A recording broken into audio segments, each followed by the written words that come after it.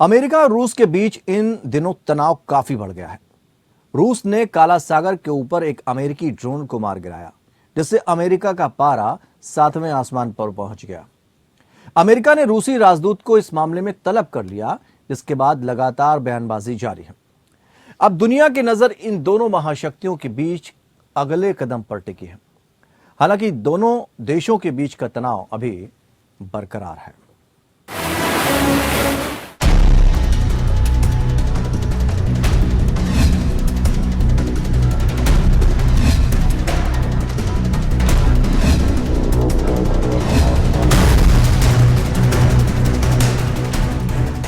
रूस और यूक्रेन के बीच 1 वर्ष से भी ज्यादा का समय बीत गया है। युद्ध के समाप्त होने के कोई आसार भी नजर नहीं आ रहे। हालांकि अमेरिका के राष्ट्रपति जो बाइडेन का यूक्रेन पहुंचना आग में घी डालने का काम कर गया।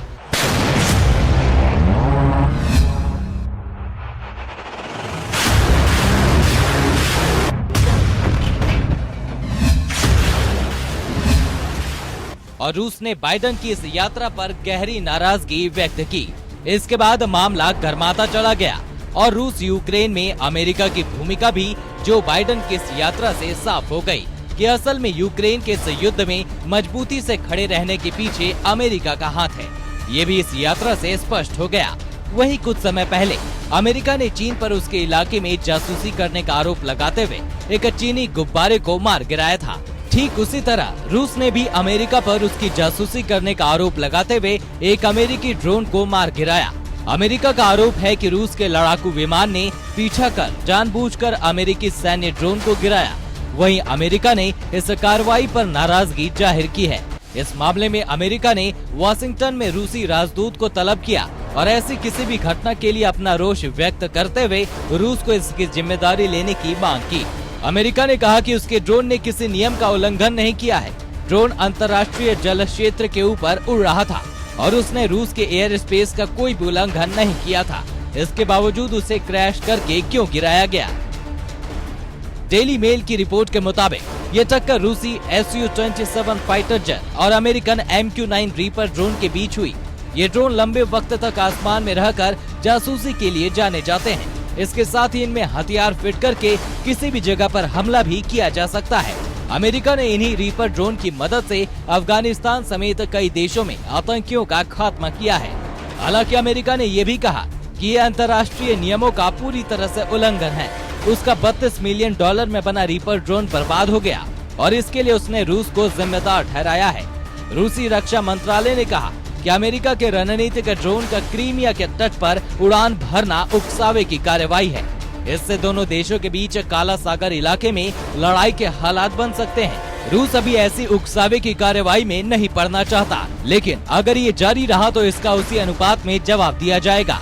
वहीं रूस का ये भी कहना है कि ये एक दुर्घटना थी और ड्रोन को गिराने के लिए किसी हथियार का इस्तेमाल नहीं किया गया था।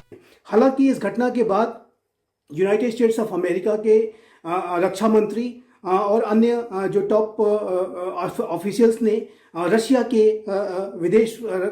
रक्षा मंत्री और अन्य ऑफिशियल्स के साथ डायरेक्ट संपर्क स्थापित किया, स्ट्रेटेजिक कम्युनिकेशन स्थापित किया और जिसकी वजह से दोनों के बीच में एक संवाद की स्थिति बनी हुई है। और जाहिर है कि ये एक बेहद महत्वपूर्ण है कि महाशक्तियाँ स्ट्रेटेजिक कम्युनिकेशन को कम से कम बनाए रखें, ताकि किसी भी तरीके का मिसकैलकुलेशन ना हो, किसी भी तरीके की ऐसी स्थितियां ना पैदा हो कि जिसमें कि महाशक्तियां डायरेक्ट युद्ध में पहुंच जाएं।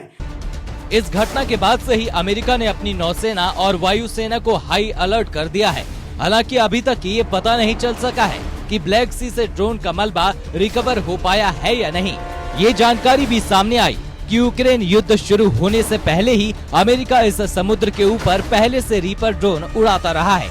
जानकारी के मुताबिक ये ड्रोन 50,000 फीट की ऊंचाई पर उड़ते हुए नीचे हो रही घटनाओं की बारीकी से निगरानी कर सकते हैं।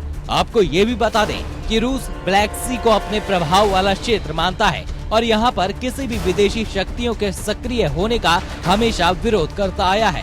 पश्चिमी रक्षा विशेषज्ञों ने भी अमेरिकी ड्रोन की इन खबरों की पुष्टि की है। साथ ही कहा है कि इस बात की जांच हो रही है कि ये घटना किस इलाके की है। ये जानकारी जुटाने की कोशिश की जा रही है कि ये घटना रूस यूक्रेन युद्ध इलाके के पास नाटो की मिलिट्री एक्टिविटी बढ़ने की वजह से तो नहीं हुई है। हालांकि विशेषज्ञों का ये भी मानना है कि घटना के पीछे का कारण जो भी रहा हो, इस घटना के बाद रूस और अमेरिका के बीच तनाव बढ़ना तय माना जा रहा है और आगामी समय में इसका असर दोनों देशों के आपसी रिश्तों पर भी पड़ता नजर आएगा।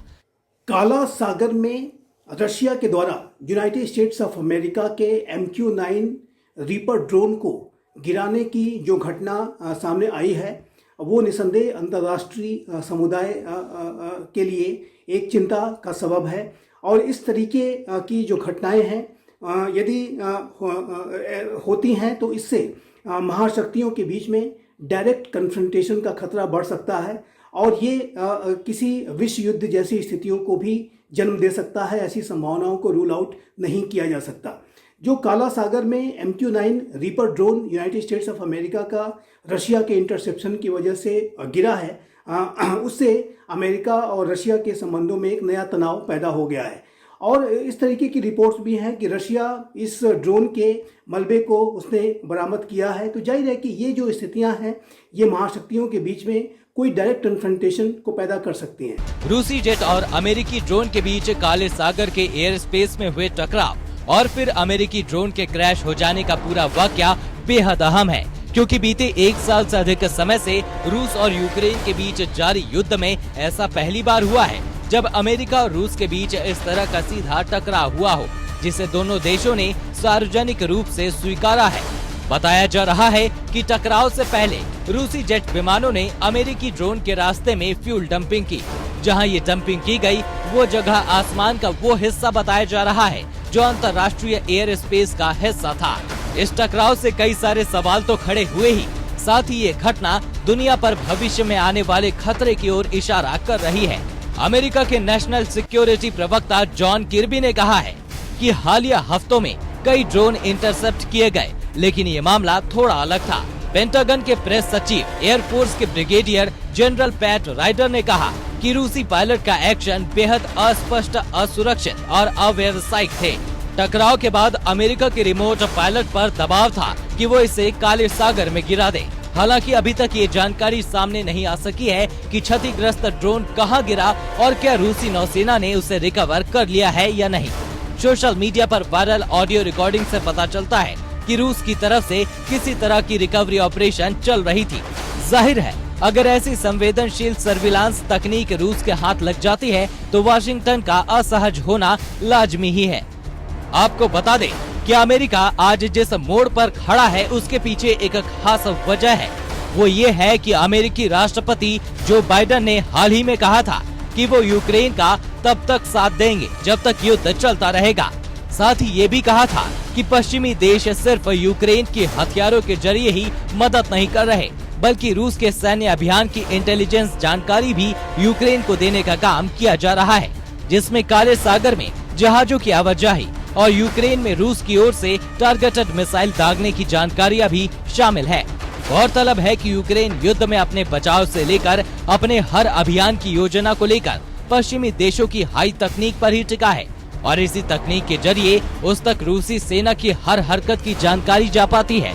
अभी तक सर्विलांस का काम तो जारी रख रहा था, लेकिन वो नहीं चाहता था कि रूस के साथ उसके सीधे टकराव की स्थिति बने। हालांकि ड्रोन गिराए जाने की इस घटना से हालात काफी गंभीर होने की आशंका जताई जा रही है।